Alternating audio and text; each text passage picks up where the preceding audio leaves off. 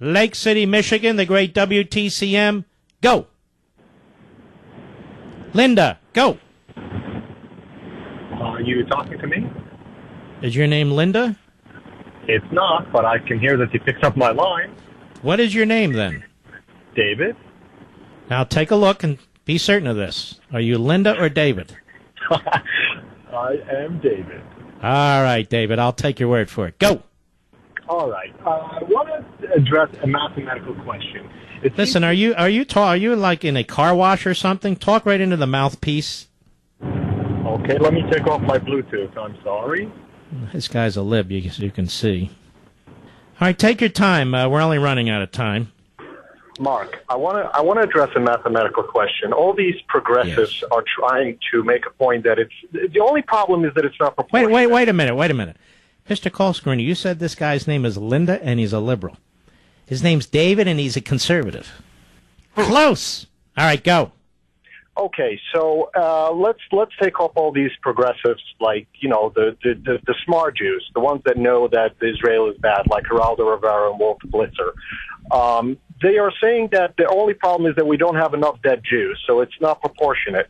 Well, let's take the Hamas number. Hamas equates at least 1,000 Palestinian lives for one Israeli life. That was the deal to release Gilad Shalit.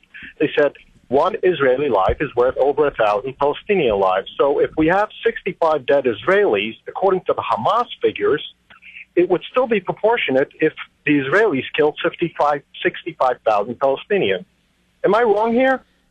Well, I mean, from a moral perspective, well, actually, from a statistical perspective, you're correct. You are correct. That's their numbers.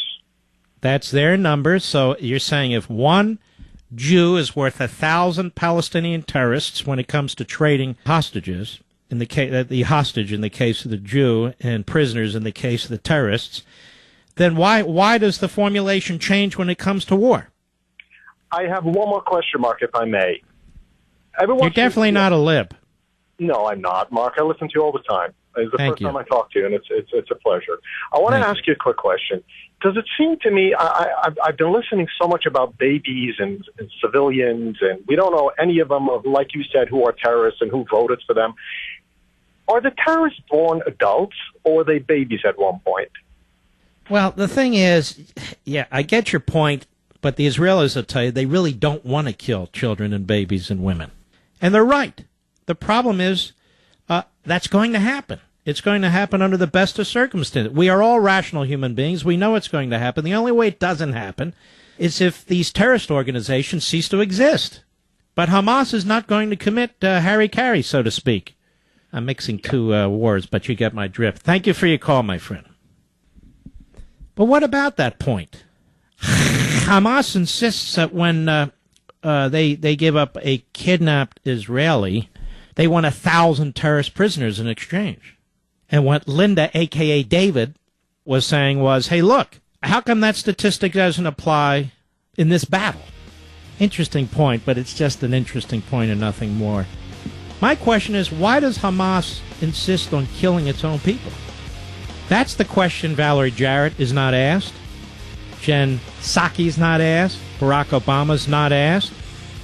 Why do they insist on killing their own people?